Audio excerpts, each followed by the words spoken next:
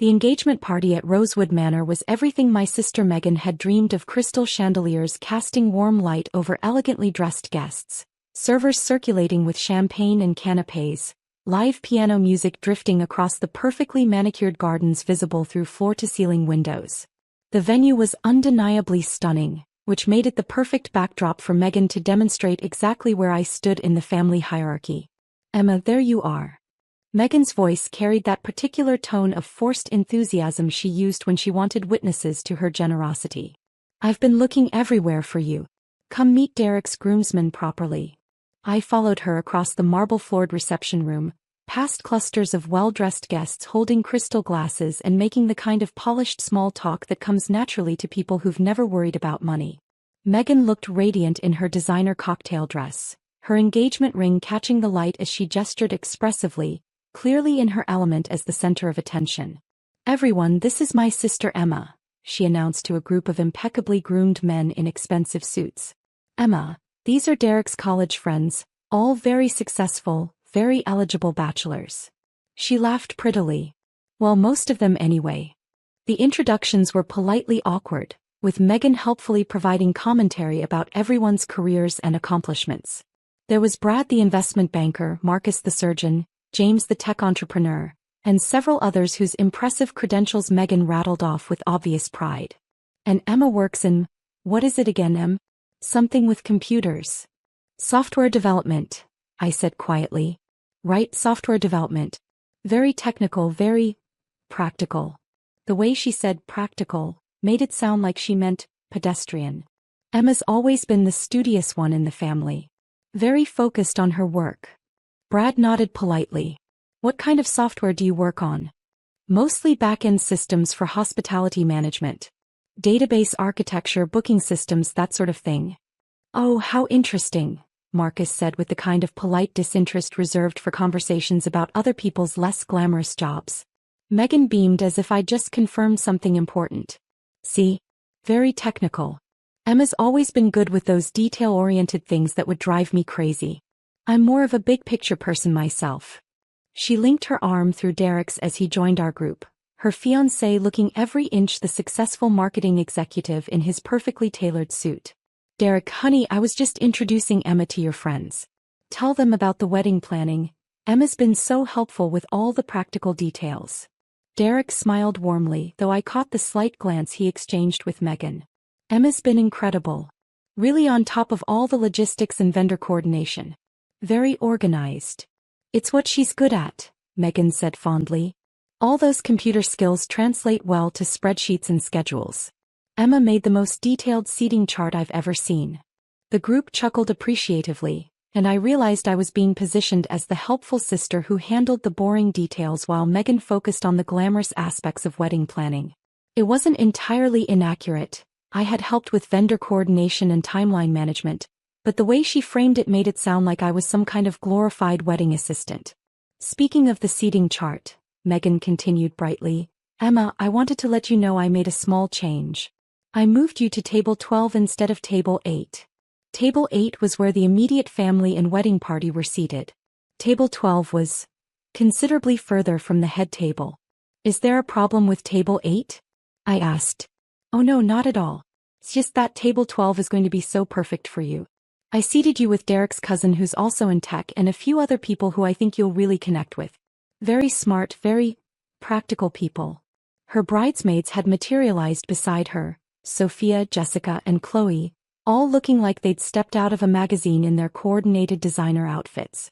They exchanged knowing glances that suggested they'd been part of this seating chart discussion. "It's actually better than the family table," Sophia added helpfully. "Less pressure to make small talk with all the relatives asking about your love life and career plans." Jessica nodded enthusiastically. "And you won't have to sit through all those boring speeches about childhood memories and embarrassing stories. Plus, table 12 is closer to the bar," Chloe pointed out with a laugh. "Always a strategic advantage." Megan looked pleased with this support from her bridesmaids. "See? It's really much more comfortable for you. Table 8 is going to be all Derek's business associates and my sorority sisters. You know, very social, very intense conversation. Table 12 will be much more relaxed." I understood perfectly. Table 12 was where they put the family members who didn't quite fit with the important guests. The ones who might not know how to make appropriate conversation or might feel uncomfortable in such elevated social company. That sounds thoughtful, I said calmly. I knew you'd understand. Megan beamed. You've always been so practical about these things. Never one to make a fuss about protocol or positioning. Derek's groomsmen looked mildly uncomfortable with the conversation, but none of them seemed inclined to comment on the family dynamics playing out in front of them. The musicians shifted to a new piece, and several couples moved toward the small dance floor area.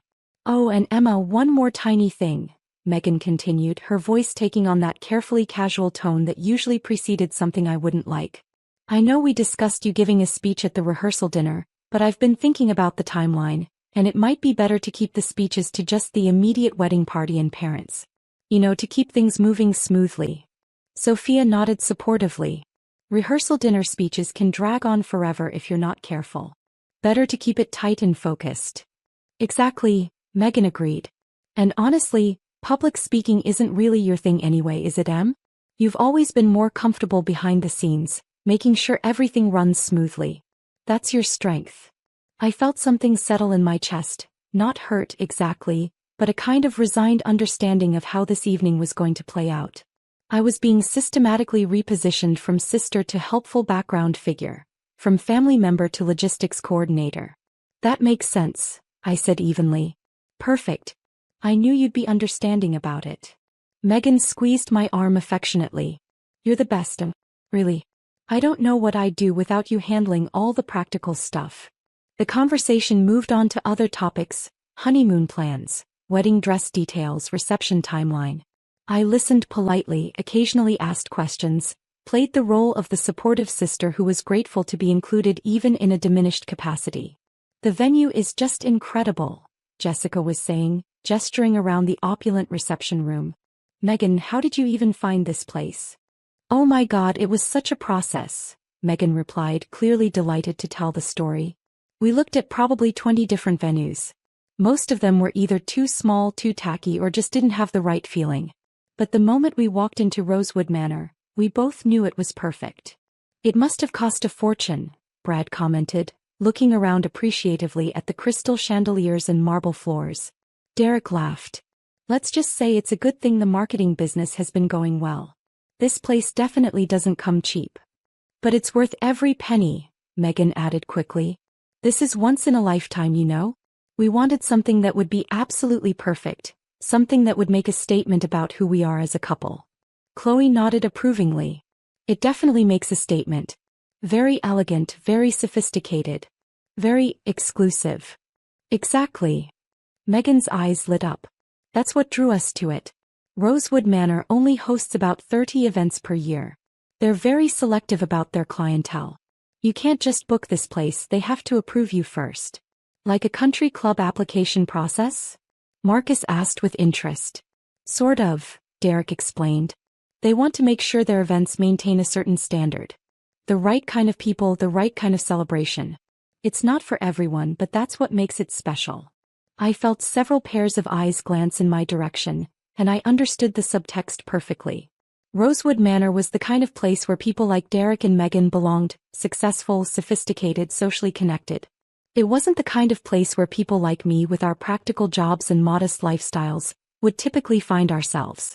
The waiting list is usually 2 years, Sophia added, but somehow Megan managed to get a date just 8 months out. We got incredibly lucky, Megan said modestly. There was a last-minute cancellation and the venue coordinator remembered us from our initial consultation. She called to offer us the date and we jumped on it immediately. Good thing you could afford to jump on it, James commented with a grin. I looked into venues like this for my sister's wedding. The deposits alone are more than most people's annual salaries. It's definitely an investment, Derek acknowledged. But like Megan said, this is once in a lifetime. We didn't want to compromise on our dream wedding just to save money. The conversation continued in this vein, with various guests sharing stories about expensive weddings they'd attended, exclusive venues they'd heard about, the importance of sparing no expense for such a significant life event. I contributed appropriately, asking interested questions and making supportive comments, while internally calculating exactly how much this evening was costing and wondering how Derek and Megan were actually financing it.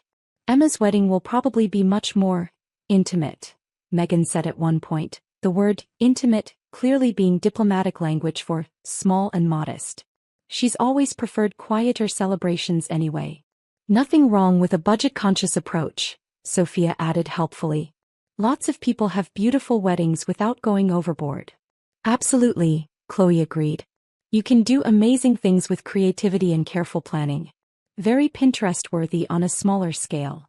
I realized they were all trying to be encouraging about my theoretical future wedding being significantly less elaborate than what we were currently experiencing. They meant well, but their assumptions about what I could afford and what kind of celebration would be appropriate for someone like me were becoming increasingly clear. The important thing is finding someone who appreciates you for who you are, Jessica added warmly. Someone who doesn't need all the bells and whistles to be happy.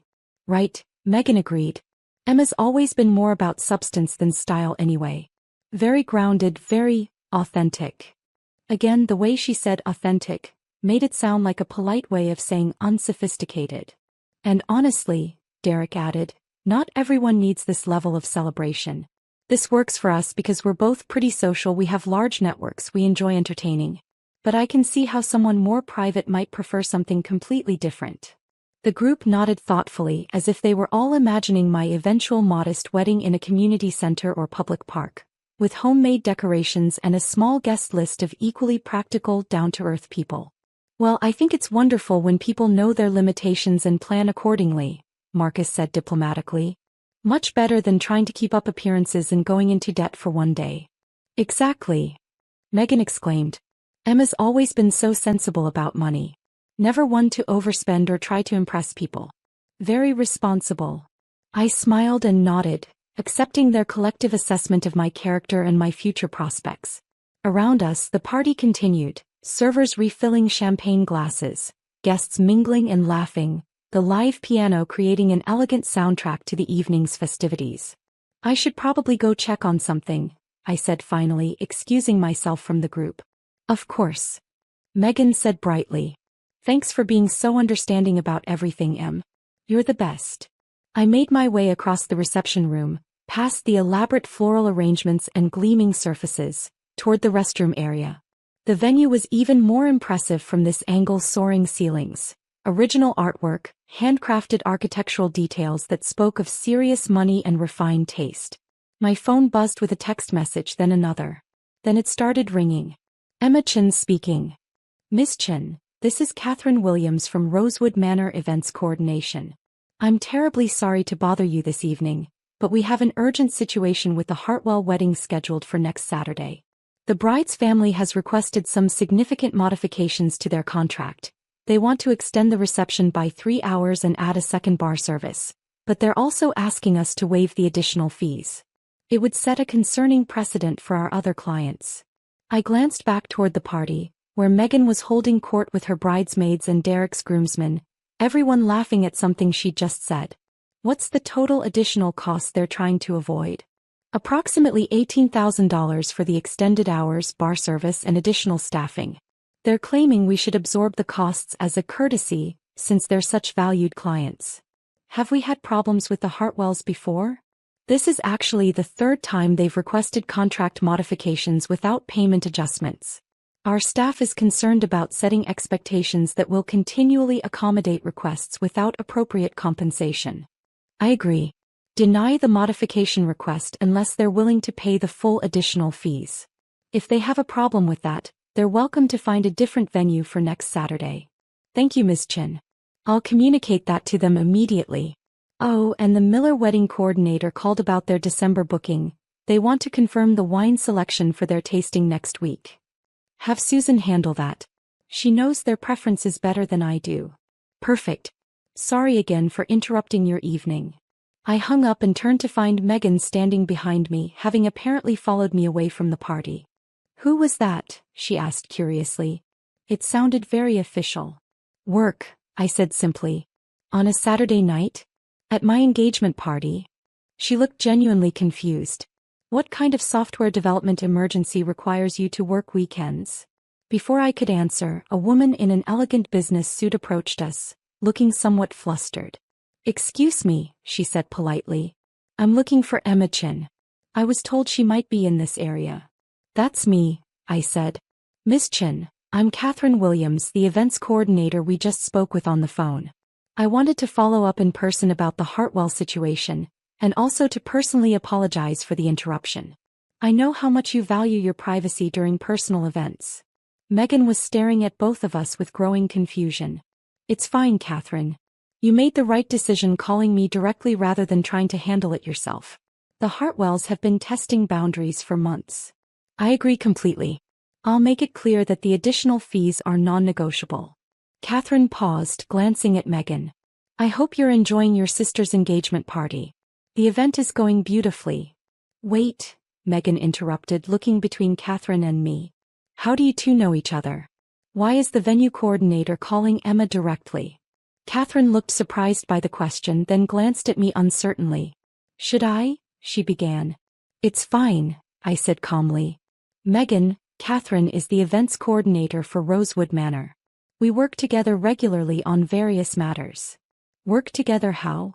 Megan pressed. "You said you do software development. What does that have to do with wedding venues?" Catherine's expression shifted to something like confusion mixed with discomfort. "I'm sorry, I think there might be some misunderstanding. Miss Chin doesn't work in software development. She owns Rosewood Manor." The color drained from Megan's face. "She what?" "Miss Chin purchased the property 3 years ago," Catherine continued, apparently unaware of the bombshell she was dropping. "She's been instrumental in elevating our service standards and expanding our event offerings. We wouldn't be half as successful without her vision and investment." Megan's mouth opened and closed soundlessly like a fish out of water. "I should get back to the party," I said gently. "Catherine, thank you for handling the Hartwell situation so professionally. I'll review the Miller wine selections on Monday." "Of course, Ms. Chin. And again, my apologies for the interruption." Catherine walked away, leaving Megan and me standing in the marble-floored hallway, the sounds of the engagement party drifting from the reception room. "You own this place?" Megan whispered. "I own this place. But you said you do software development." "I do software development. For hospitality management systems. Specifically, I develop and maintain the booking and event management software for all my properties." "All your properties?" "Rosewood Manor, the Grandview Hotel, Lakeside Conference Center, the Metropolitan Event Space, and about a dozen smaller venues throughout the region." Megan leaned against the wall, looking like she might need the support. "This is impossible," she said weakly. "It's really not. You never asked what I actually do for work, Megan. You decided I was some kind of low-level tech worker and never bothered to get any details. But you live in that small apartment. You drive that old Honda. You dress like..." She gestured vaguely at my simple black dress. "I live in a perfectly nice apartment that's close to my office. I drive a reliable car that's paid for. And I dress appropriately for someone who spends half her time visiting construction sites and meeting with contractors." I paused. "Also, none of those things have anything to do with how much money I make or what I own." "How much?" she began, then stopped herself. "How much what? How much money do I make? How much are my properties worth? How much did your engagement party cost me to host?" Megan's eyes widened. "Cost you? Megan, you booked this venue 8 months ago with a last-minute cancellation story." "There was no cancellation. I held the date for you the moment you mentioned you were engaged. You've been planning your dream wedding at my venue with my staff, using my resources. But we paid the deposit. We signed a contract." "You signed a contract for exactly half the actual cost of an event this size. I've been covering the difference." Megan slid down the wall until she was sitting on the floor, her designer dress pooling around her. "Why didn't you tell me? When you decided I was the practical sister who handles logistics. When you moved me to table 12 because I wouldn't fit in with your important guests. When you canceled my speech because public speaking isn't my thing. When you assumed I'd have a small budget wedding because I'm so sensible about money." I sat down on a nearby bench, looking at my sister who was having what appeared to be a complete mental breakdown on the marble floor of the venue she hadn't known I owned.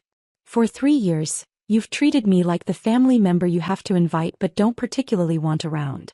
You've made assumptions about my life, my success, my worth without ever actually asking about any of it. But I didn't know, she protested weakly. You didn't want to know. There's a difference. I kept my voice gentle but firm. You decided who you thought I was and never bothered to find out if you were right. What about Derek? Does he know? Derek knows exactly who I am and what I do. He's been incredibly professional and respectful about the whole situation. He even tried to pay full price for the venue, but I insisted on giving you the family discount. Family discount, she repeated hollowly. 50% off, plus I covered all the upgrade costs for the premium flowers, the expanded bar service and the live music. Your dream wedding is costing about $47,000. You've paid $12,000. Megan buried her face in her hands. Oh God, what have I done? You've planned a beautiful engagement party and what I'm sure will be a lovely wedding. You've also spent several years making it clear that you consider me an embarrassment to the family who needs to know her place and accept her limitations. I never said that. You seated me at table 12, Megan. With people like me, who would be more comfortable away from your important guests. You canceled my speech because public speaking isn't my thing. You've spent this entire evening talking about how practical and sensible and grounded I am, as if those were polite ways to say I'm boring and unsuccessful. She looked up at me with tears in her eyes. What happens now? What do you mean? Are you going to cancel the wedding? Are you going to make us pay the full amount? Are you going to kick us out? I considered the question seriously, watching my sister sitting on the floor of my venue, finally understanding that the family dynamic she'd constructed was based on completely false assumptions. I'm going to do what I've been doing for the past 8 months, I said finally. I'm going to make sure you have a beautiful wedding at a price you can afford, because you're my sister and I love you. Even after everything? Even after everything. Megan started crying harder. I'm so sorry, Emma. I'm so incredibly sorry. I assumed. I was so wrong about everything. Yes, you were. Can you forgive me? I can. But things are going to have to change, Megan. You can't treat people like they're worth less than you based on assumptions and superficial judgments. You can't decide someone's value based on what car they drive or where you think they should sit at your wedding. I know you're absolutely right. And you're going to have to deal with the fact that table 12 is actually the best table in the house, I added with a slight smile. Perfect view of the gardens closest to the dance floor and yes, strategically located near the bar. I specifically requested that seating arrangement. She looked up at me with surprise. You wanted table 12? I wanted to sit with Derek's cousin Marcus. He's actually a brilliant software architect and we've had some fascinating conversations about database optimization. Much more interesting than listening to your sorority sisters discuss their skincare routines. Despite everything, Megan laughed. You're not upset about the seating chart? I'm not upset about the seating chart. I'm upset about the assumptions behind the seating chart. She nodded slowly, wiping her eyes carefully to preserve what was left of her makeup. What do I tell people? About you, about all this. You tell them the truth. That your sister owns the venue and you're grateful she wanted to host your wedding. What about Derek's friends? They think you're some kind of low-level tech worker. Derek's friends can think whatever they want. The ones worth knowing will adjust their assumptions. The ones who can't get past their preconceptions about what success looks like probably weren't worth impressing anyway. Megan struggled to stand up in her cocktail dress and I offered her a hand. Are you ready to go back to your party? I asked. Are you ready to be introduced properly? I smiled. I've been ready for that for 3 years, Megan. The question is whether you're ready to have a sister who doesn't fit into the neat little box you built for her. She took a deep breath, smoothing her dress and checking her reflection in one of the ornate mirrors lining the hallway. I'm ready, she said. And Emma? Thank you. For everything. For the venue, for the discount, for not canceling my wedding when you had every right to. For being so much better than I deserved. You're my sister, I said simply. This is what family does for each other. We walked back toward the reception room together, toward the party full of people who were about to learn that sometimes the most successful person in the room is the one who doesn't need to prove it to anyone. Behind us, Catherine was handling the evening's logistics with her usual professionalism, ensuring that my sister's engagement party continued flawlessly at my venue, supported by my staff, covered by my money. Just another Saturday night in the hospitality business, with the added complexity of family dynamics and a long overdue conversation about assumptions, respect, and what it really means to know your place in the world.